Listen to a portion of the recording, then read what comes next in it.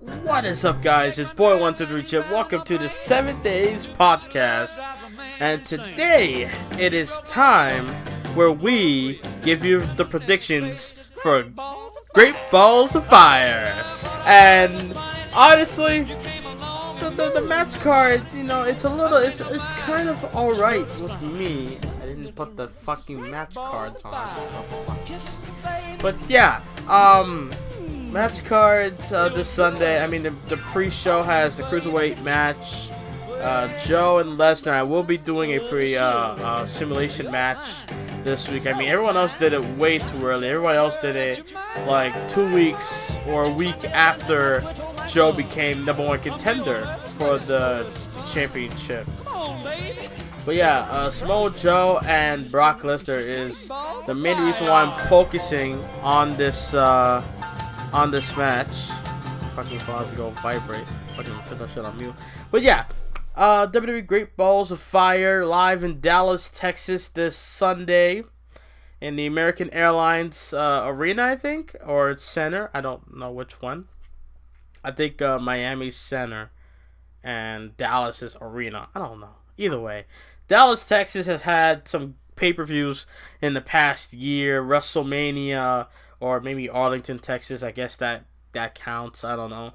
TLC and many more. So, the hell that Samoa Joe and Brock are going to put each other through for this match. I really hope this match lasts longer than 15 minutes. That's all I ask for, okay? But everything else on the show looks a little bit decent. Everything else looks solid. Actually, the match card doesn't look that bad, actually. Now looking at it, it's actually not that bad. It's actually good. So we're going to start with the kickoff match. Cruiserweight title, Cesaro versus Neville. I would not put it past Monday Night Raw to put Cedric Alexander and Noam Dar in a match for the Cruiserweights as well on the pre-show. I actually do see that happening, but at least this way on the pay-per-view, we do not see any Cruiserweight match, so we don't have to see the purple shit all over the arena. So, it took me months to be like, I'm done with this 205 Live Cruiserweight exclusive, shit, where, they have to put purple ropes and crap. I'm kind of sick of that now. I'm kind of done with that, but at the beginning, I was like, yeah, I kind of like this, Though it kind of shows the Cruiserweights that they're their own shit. They're not with the superstars on Raw. But now looking back, it's actually kind of a bad thing, because it's like that. It's like the Cruiserweights are an outcast to what the superstars, the roster on Raw, the main roster basically on Monday Night Raw. So all I can say is Cesaro and Neville. I'm stick with Neville. I don't see Cesaro winning this match at all. I don't see Cesaro being champion. Who's gonna beat Neville? No one. Aries couldn't do it. He had many tries. Jack Gallagher, that fantastic match at Fastlane, couldn't do it. I don't know. It's like Neville and Aries, they just don't click with me. I don't I'll admit it's a great match, but in the end, I just don't. It doesn't click. I don't know why.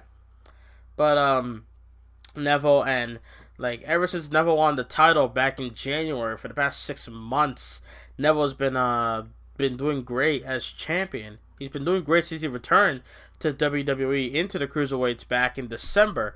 But overall, Neville is great. I think he should be with the WWE Universal Champ or Intercontinental Champion or whatever. Being with the guys like Dean Ambrose, Heath Slater, or The Miz, or Balor, a match with Finn Balor and Neville.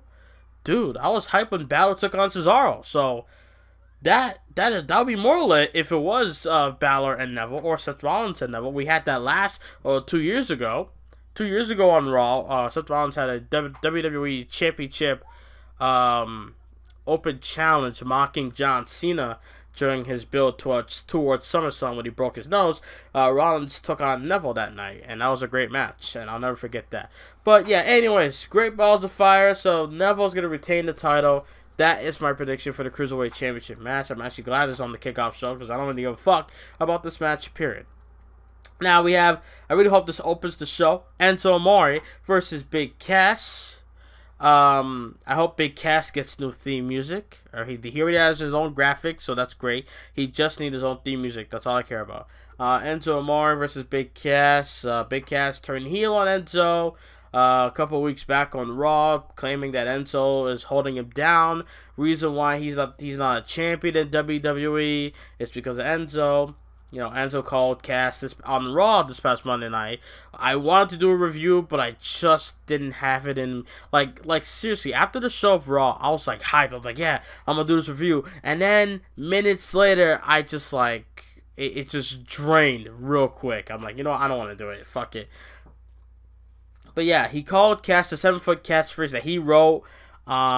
He said that he has dug out of holes. He has crawled out of holes bigger than or deeper than 7 foot. You know, and then he called Cass like he said to Cass that if he like, don't be surprised if you get a check for merchandise sales and it says 0 dimes, and then unless you sell a shirt called Casshole. So. And then Cass said on Raw that night that Enzo, you know, talking all this shit, you know, I never heard anyone talk so much, but yet they don't say a thing. And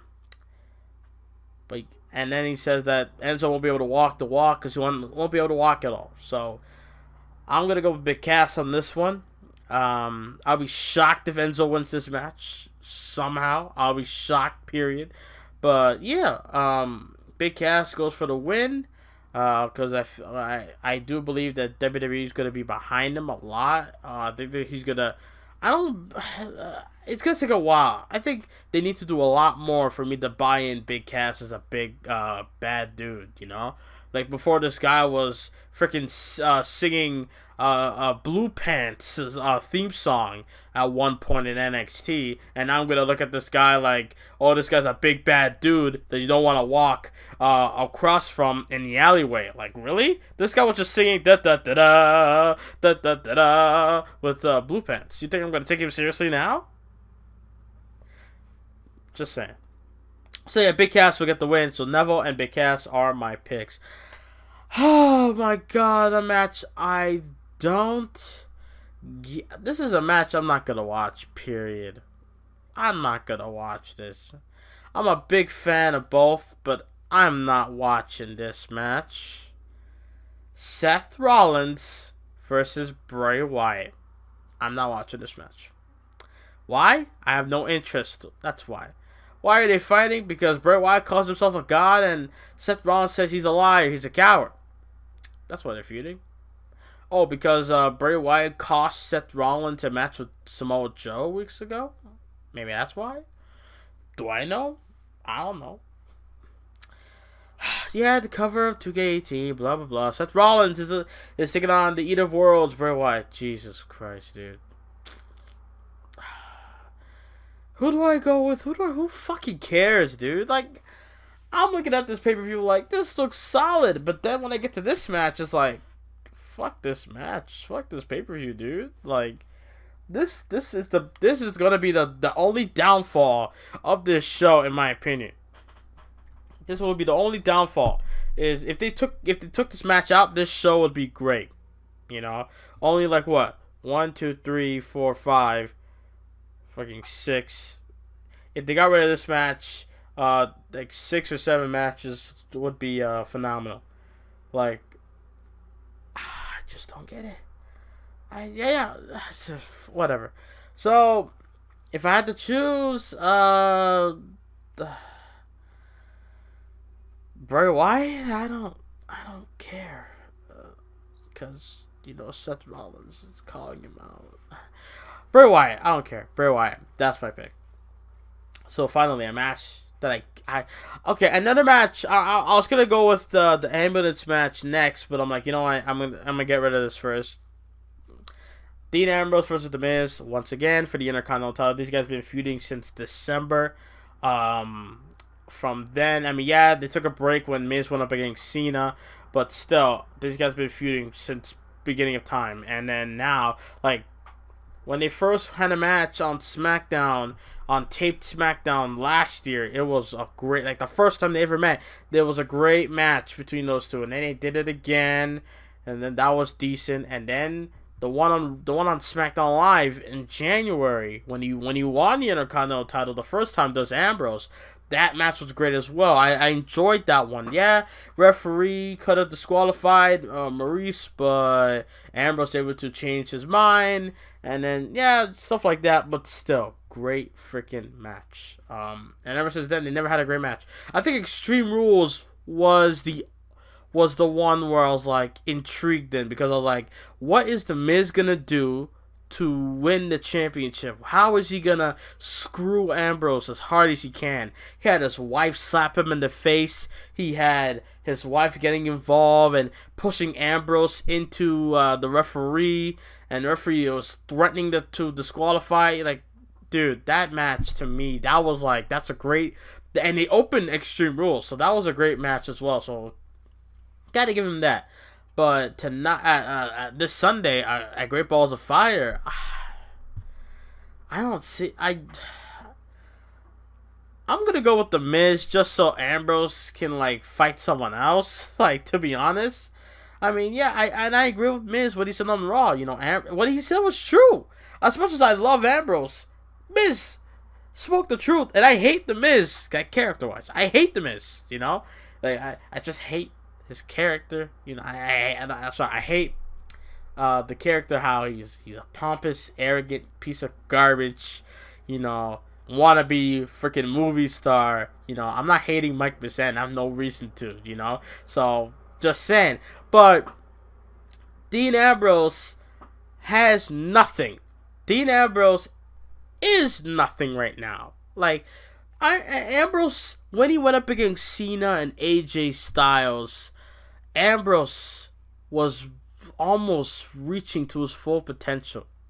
When he had that feud with Seth Rollins in 2014 on June 4th, when freaking Seth Rollins turned his back on the Shield, weeks and weeks and weeks, Ambrose was out for blood.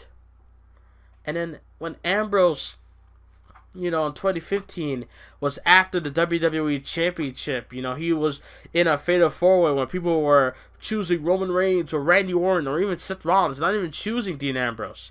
And Dean Ambrose was able to make the world aware that he's after the title back in 2015. And in 2016, Ambrose was able to get the briefcase and become champion in that same night.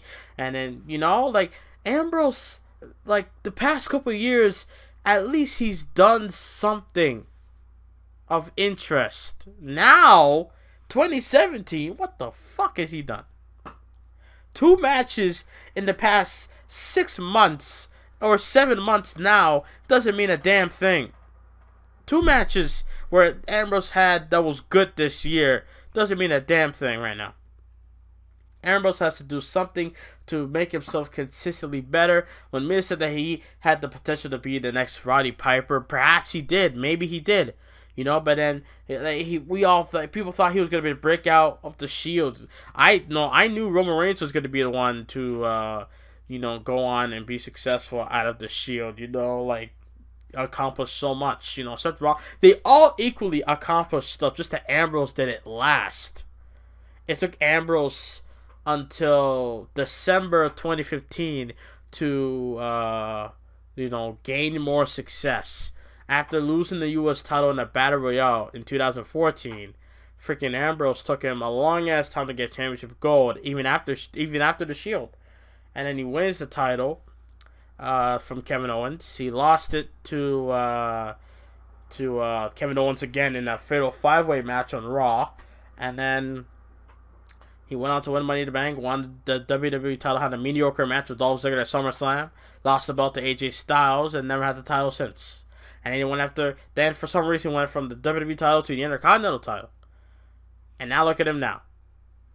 I mean, just Miz spoke truth on Raw. That's basically it. So Miz, I'm gonna go with you, even though I don't like you. I gotta go with the Miz on this one because Ambrose I just don't want to see this again. I want Miz to beat Ambrose clean, so Ambrose can't say a damn thing about it, so Ambrose could go fight someone else. I don't care who, just anyone else. I don't care. Fight Slater, fight Axel, Bo Dallas, fight the big dog, Roman Reigns. I don't fucking care. Anyone. Just anyone. Now, speaking of the big dog, Roman Reigns versus Braun Strowman. So just to be clear, Neville, Big Cass, Bray Wyatt, and The Miz are my picks so far here at Great Balls of Fire predictions. We got Roman Reigns taking on Braun Strowman, the big dog, versus the monster among men. The Abominable Strowman taking on the Roman Empire. Well, let's see. In an ambulance match, I have to go with Braun Strowman. Nothing against Roman Reigns. You see, I look back to when I was against Roman Reigns for a short time last year. I still think about my videos on when I made about it last year. It's still in my mind. It's like, why did I do that again? Oh, I know why. Because I didn't like the fact that Reigns lost the title, won the triple threat, went on to WrestleMania, had an awful match with Triple H. That's the only reason why I was against Reigns. I'm not against him like everyone else saying he's not ready, his mic skills, and this and that. Yeah, I'll throw jabs at him here and there, talk about his mic skills and whatnot, but I wasn't fully against him like how everyone else is. I'm still a fan. It's just, if there's something I don't like, I'm going to tell you that I don't like it. Simple as that, Yeah, I got some comments here and there about, just Roman Reigns dick riders out there. I had my fair share of those people, and they were just ridiculous. But yeah, Roman Reigns versus Braun Strowman, and ambulance match. Who's it gonna be? Like I said, I picked Strowman mainly because I feel like he's on a big momentum, even though he just went away for a couple of weeks with his surgery, with his elbow injury or shoulder injury. I don't know. Braun Strowman is back, and the fans are going crazy. I just feel like, it's not like Ray's gonna get pinned clean. He's been clean. He's been pinned clean before, by Balor. By I don't think Bray Wyatt, but Balor and Seth Rollins. He's been pinned clean before. Maybe not doing it again. I guess that's possible. I guess that's the reason why. So, Braun Strowman could just chuck him in the damn ambulance, close the damn door. It's a wrap. That's it. That's basically it. That's the match right there. And I don't see no problem of Roman Reigns just going in that ambulance and lose. He has nothing to gain, nothing to lose. If he wins this match, it's gonna piss off Strowman more, which means the rivalry is still gonna continue. If Strowman wins, then that's it. I don't see Roman Reigns coming back to fight him again. If I was Roman, I'd be like, all right, fine, you won. I don't care. You didn't pin me clean. I'm done. Let me go on to the championship that I declared I wanted at SummerSlam. And then Braun might get involved and be like, hey, I want this. I beat you. I deserve it. Braun. And then after that, Samoa Joe. We'll get to that. So I'll just leave it at that. So Braun Strowman, Bray Wyatt, Big Cass, and Neville are my pick, and The Miz as well are my pick to win their respective matches this Sunday at Great Balls of Fire. And then we got Sasha Banks and Alexa Bliss. Whoa, let's see. There's no more Raw pay-per-view until SummerSlam.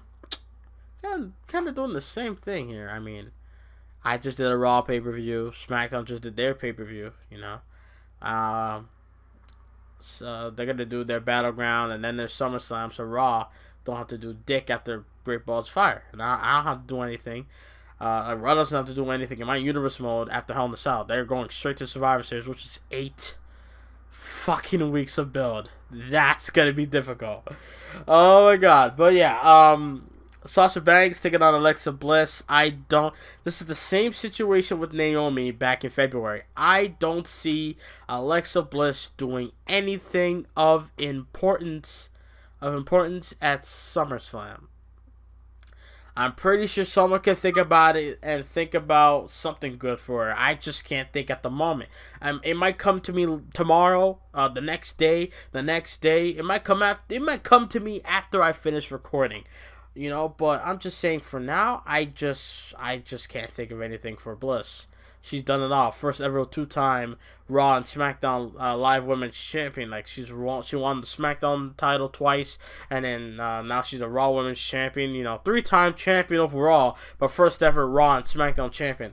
Sasha Banks. I feel like. I feel like.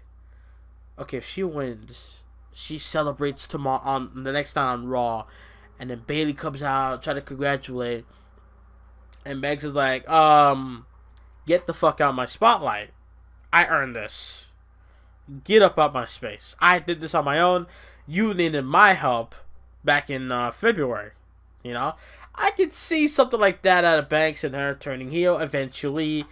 But are they going to turn her heel? I don't think so. Mainly because she's so popular, and maybe merchandise is good for her. I don't know. Same thing with New Day. It's like, I want them to turn heel. After what I saw on SmackDown yesterday.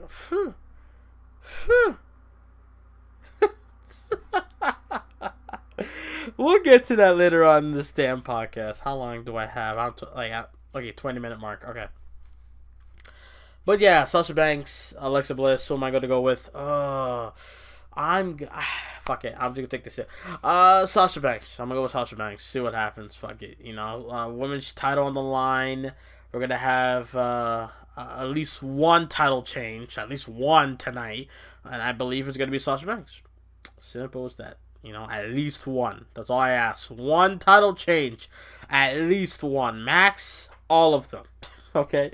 Next we have. Curse you, Kurt Angle. A 30-minute tag team Iron Man match for the Raw Tag Team Championship. We have the Hardys taking on Cesaro and Sheamus. I'm hearing Sheamus got to go do a crappy Transformer movie. So, who do you think I'm going to go with here? Now, what could happen? Cesaro and Sheamus retain that night. And then, Sheamus and Cesaro put up the titles for what? I don't know. Come up with a reason. Maybe they're so cocky of beating the Hardys twice on pay-per-view that they could be like, we can take on any team because we set the bar, we are the bar, whatever. And then the Revival come out and then they snatch the titles or something. I don't know. Don't question me. I don't know. I just don't know. Do I see the Hardys winning again? No, not necessarily. But I think everyone else might choose against Cesaro and Sheamus, so I'm gonna stick with Cesaro and Sheamus just to see what happens. I know I'm 95% wrong because Sheamus got to go do a crappy movie, so we'll see what happens. So I'm gonna go with Cesaro and Sheamus. Again, I tweeted this on Raw. They didn't clarify or they didn't specify about, is this a tag team Iron Man? Is this a tornado tag team Iron Man match? Like, what is this? Someone needs to tell me this right now. And we got the main event. Samoa Joe and the man you see around the screen. Brock Lesnar, shout out to @BackWheel87 for that beautiful predictions layout. Can't wait for the review layout later on this week, Sunday night. Samoa Joe versus Brock for the WWE Universal Championship. These guys are helping making the Universal title more prestigious. Maybe prestigious isn't the word. I don't know, meaningful? More important than before? I guess. Whatever. You know what I'm trying to say. The Universal title has been better. Now, I heard of Kevin Owens' freaking documentary shit. It probably featured him winning the Intercontinental or the Universal title or both, like him winning that title that night back in late August of last year. That was awesome. That was a great moment. Triple H there and pedigreeing Roman Reigns and pedigreeing Seth. I did a reaction that day as well. You guys go on my channel, look at my reaction playlist. It's there, trust me. But yeah, Kevin Owens winning the title that night. It was just great. You know, the title was, to me, I feel like the title was a curse because Balor got hurt immediately the next night. Like, he was deemed hurt the next night after SummerSlam, and then Kevin Owens won the belt, but then he wasn't hurt, but it was hurting the title because he held the belt. I mean, he held the belt for so long. That's not the problem. The problem was the things he did while holding the title. He was a coward the entire time. I get it. Oh, he's a heel. Bad guy. He's got to do what he got to do to keep the... I know. It's just... Come on. Every freaking pay-per-view match he does, there is always an interference. Every match he's in when it comes to the Universal title. So I guarantee you, they're going to show something about that in this documentary. But, when Brock Lesnar won the title, it made it worse. Goldberg won the title. I mean, it was a short time. It was only till WrestleMania. That's not bad, I mean, why would the champion be there every week for WrestleMania? There's no need to. There's no need for it. You already have a match etched in stone at the pay-per-view. Why do you need to show up every week on Raw? Be like, oh, this and that, blah, blah, blah, No reason.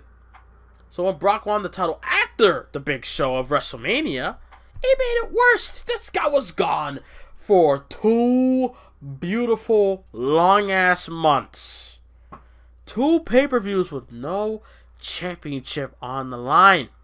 And then now, out of all the pay-per-views they come up with, Great Balls of Fire, which I love now because it has the song with it, that's the reason why I like the pay-per-view. If it didn't have the song, I would shit on this pay-per-view like that. But when Brock won the title, it made it worse because the champ wasn't there.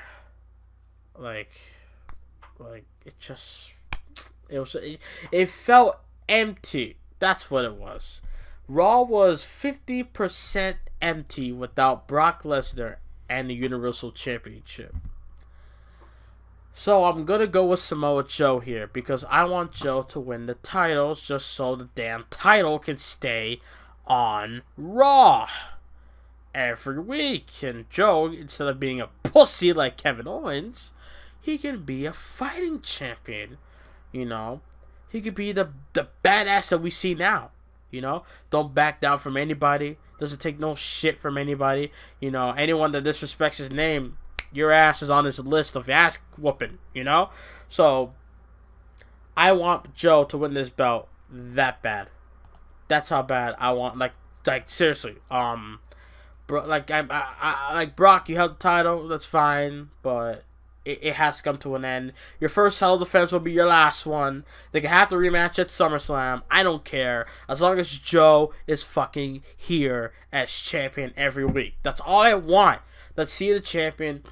Because nowadays, I don't hear nobody saying, oh, Brock Lesnar, freaking... I even said this myself because I'm listening to some people that actually said that, and I'm like thinking, maybe they're right. So I said it myself. Oh, Brock Lesnar winning the title, making it more prestigious because he's not there like the old days where the champion wasn't there. Champion was there like once a long time, right? Now I'm thinking, fuck off, Brock, get the belt to Joe, and let Joe run with it. Simple as that. Joe is due for a world title shot anyway.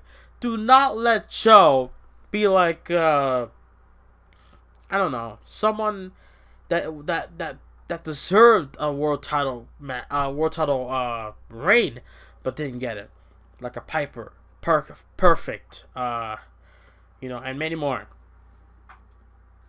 That's all I'm saying. Joe's too much of a badass for him not to get a title reign in his career. So I say Joe wins at Great Balls Fire, and then he has a rematch at SummerSlam. If they want to bring Roman and Braun into the fray, then so be it. I don't care. As long as Joe beats Brock and he gets the belt. That's all I want. Simple as that. And there he goes. That's your Great Balls of Fire prediction this Sunday on pay-per-view. Samoa Joe, Cesaro and Sheamus, Sasha Banks, The Miz, Braun Strowman, Bray Wyatt, Big Cass, and Neville. All 8 matches are those are my picks, all 8 picks, and that is your Great Balls of Fire prediction. Now, as we're done with Great Balls of Fire, I think it's time to talk about Monday Night Raw. Now, on Raw, from what I can remember, freaking Samoa Joe and Brock Lesnar had the best segment of the freaking night. Now, Apollo Crews had the greatest moment of the night, but moments and segments are kind of different. So, I gotta give it up to Joe having a great freaking segment. This guy was like tired of answering questions. He's tired of doing this and that. He's like, how about we fight right now, bro? Let's do this now. Dude, it felt like I was watching a UFC fight, a UFC event, dude. It was that close of realism right there. It was that close. That close. Because I've never seen anyone go up to Brock like that. Never. John Cena couldn't do it. Triple H couldn't do it. The Undertaker couldn't do it. The Rock couldn't do it. CM Punk tried to do it. You know? I don't see anyone literally saying, let's go right now, Brock. Never said anything about how Brock's going to beat them up. No, Joe never said shit like that. John Cena has, Triple H has, Punk has, Taker has, this guy has, that guy has. But Joe never said, oh, you're going to beat the hell out of me this Sunday. No. Joe knows he can take Brock. Joe knows he can handle Brock Lesnar. He could take down the NCAA heavyweight champion from Division 1. The former undisputed champion. You know, the former Rumble winner, King of the Ring winner, and Brock Lesnar. Main eventing WrestleManias. He could take Brock Lesnar. You know? And he got cut off by security in Kurt Angle and couldn't get to Brock. But Brock was like taunting him, like, come on, right here, bro. Come on. You know, me and you, right now. Come on. But that didn't happen. You know, Finn Balor had that great match with Cesaro that night as well. And Apollo Crews took on Braun Strowman in the main event of Raw. So Apollo Crews main event of Raw. That's at least that happened. You know, it was against Braun Strowman, and it was the funniest way ever. This guy tried to do a moonsault.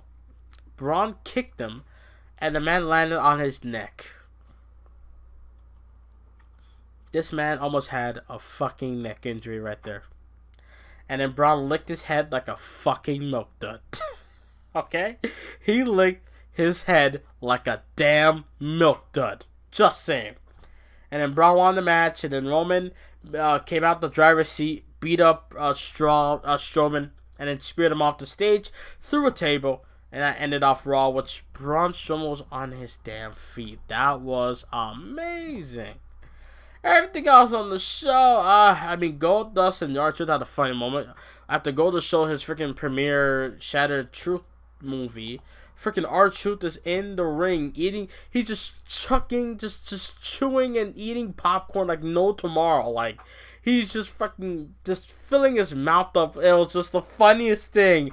And like, he looked like he was really into like, oh, that was a good one. And then Goldust turned around and he got beat up by R-Truth. That was just funny to me. The Miz didn't want to defend his IC title, but then he did against Heath Slater, and Slater had a great match with Miz. Slater can go in the ring. They just need to give him time. Slater, he's not. I'll admit this. He's not necessarily exciting in the ring, but he can go. We all know that. He can go in the ring, and you know, some of the fans actually believe in Slater a little bit. You know, I think we're still on that you know, that whole he got kids train back in September of last year. We're still on that whole story of Slater and Rhino just teaming up out of nowhere and winning the SmackDown Tag Team titles. We're still on that train, you know. But yeah, everything else on the show, I mean, do I really care? I mean, I already mentioned about Enzo and his promo, so nothing much there. SmackDown and a half. SmackDown Live. Well, let's see. AJ Styles became number 1 contender for the US title. That's okay. I mean, I wanted Ty to do it. I wanted Ty to win, but no, that didn't happen. I wanted him to win, but nope, not today, right? Fucking headset gotta be low on battery. It's dying. But yeah, freaking what's her name? Maria and Mike was on the show, trying to get some TV time. Sami Zayn again. Yo, you gotta love Sami Zayn. Sami Zayn again tries to be a dickhead and just interrupts Maria and Mike's interview with Renee Young, and before that we had a segment with Tenay Young. That might be the only funny thing of Tyler Breeze dressing up I ever seen. Like, that was the only funny thing. John Cena returned to WWE then yesterday and talked about, how he's fired up because it's Independence Day. Talks about America, F yeah, all that stuff. Talking about he's not being a part-time mask guy. He's an all-timer. He's going to be on Raw and SmackDown, which was a lackluster, answer. Lackluster, explanation on why he's a free agent, because he wants to be on both shows. Now, the only good thing about this is that he could face, Seth Rollins again. He could fight Finn Balor, which would be interesting.